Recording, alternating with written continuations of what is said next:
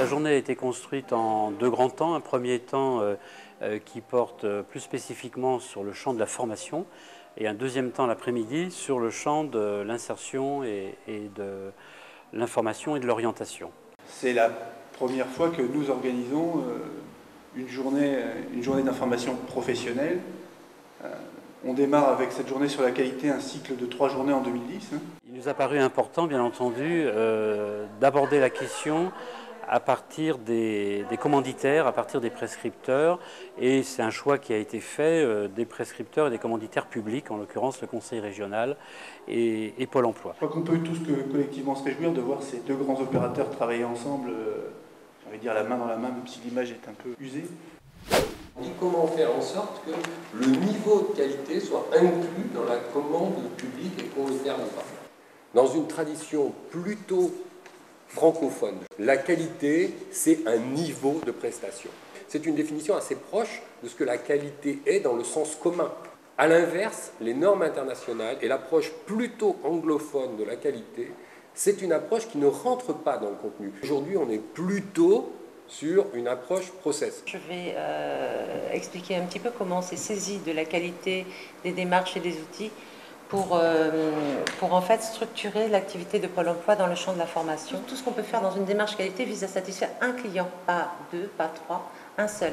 Pour tout achat, l'identification des besoins et le travail du besoin et l'expression du besoin est à la base à la fois de la commande et de la mise en œuvre. Je ne sais pas par où commencer, quoi. Donc, comment on identifie réellement le besoin, sachant que le besoin en formation évolue très vite. Le point de départ de la démarche, c'est l'identification des besoins en formation des territoires, croisés avec les besoins en formation qui nous sont remontés par les branches professionnelles et tous les acteurs sectoriels, qui conduisent à une commande d'achat, puis à la mise en œuvre, puis enfin au bilan de ces formations qui sont ensuite rebouclées vers l'identification des besoins. Ça m'a conforté dans l'idée qu'une démarche qualité permet d'organiser un service, d'organiser une prestation et de formaliser ce travail commun et collectif.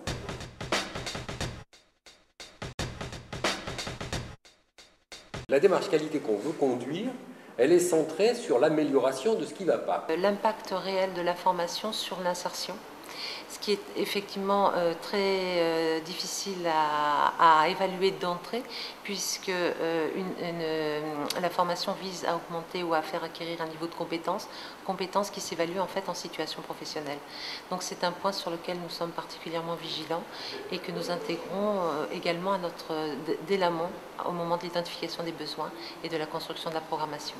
Sur de vrais objectifs de politique qualité avec des axes d'amélioration et des axes de qualité de prestation. Peut-être plus de type réactif par rapport à la façon dont évolue la commande publique. La réalité de ces nouveaux marchés et de la mise en commande publique des services publics de l'emploi nous a amené à constituer des groupements.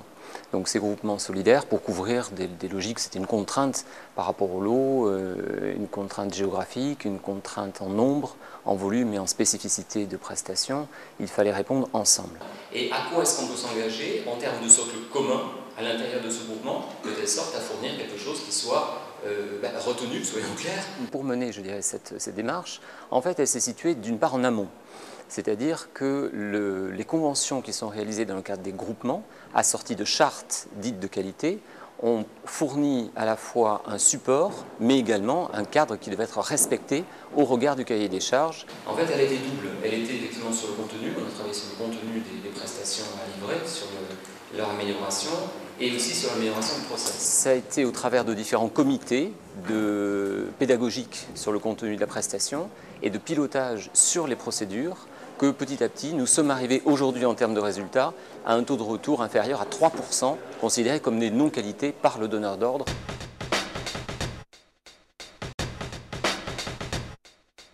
Moi, ça m'a permis, en tant qu'animatrice de la démarche, ça m'a vraiment permis avec mes collègues de mettre en place une organisation, des méthodes et des outils pour vraiment réaliser des prestations de qualité, parce que c'était central. Ce qui est central dans la démarche qualité, c'est les coûts clients. La qualité, pour qui, avec qui, c'est évident que la qualité sans les salariés, il n'y a pas de qualité, puisque c'est eux qui l'apportent auprès des bénéficiaires, demandeurs d'emploi et salariés. C'est vrai qu'on a peu parlé du client bénéficiaire, mais mais pour moi, il est au centre de la démarche qualité. Moi, j'étais intéressée au niveau de cette journée. Ce qui m'intéressait, c'était de sortir de mon isolement. Moi, je suis très isolée au niveau de la mise en place de la démarche qualité. C'est quelque chose que qui vit en interne et je n'ai aucun interlocuteur en externe.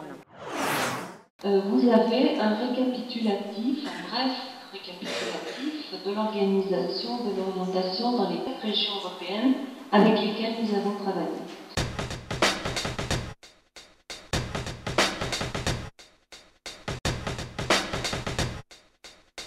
J'aurais été intéressé de savoir quelles bonnes pratiques ou quelles pratiques intéressantes vous avez repérées en Europe à travers toutes ces années de projets européens.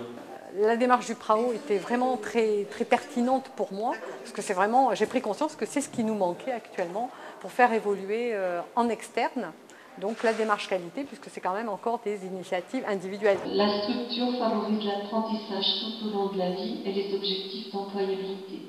Moi, je suis complètement partante pour participer à un réseau d'échanges sur la qualité en Aquitaine. Donc on est plutôt sur une approche de la qualité, j'ai envie de dire, à usage interne, c'est-à-dire à partir de la propre initiative de la structure et de l'institution, en essayant de s'inscrire dans une démarche d'amélioration continue de son service rendu aux usagers, au public, aux clients, selon leur statut. Y a-t-il une place? Quelle place reste-t-il? Donne-t-on suffisamment de place à l'écoute des stagiaires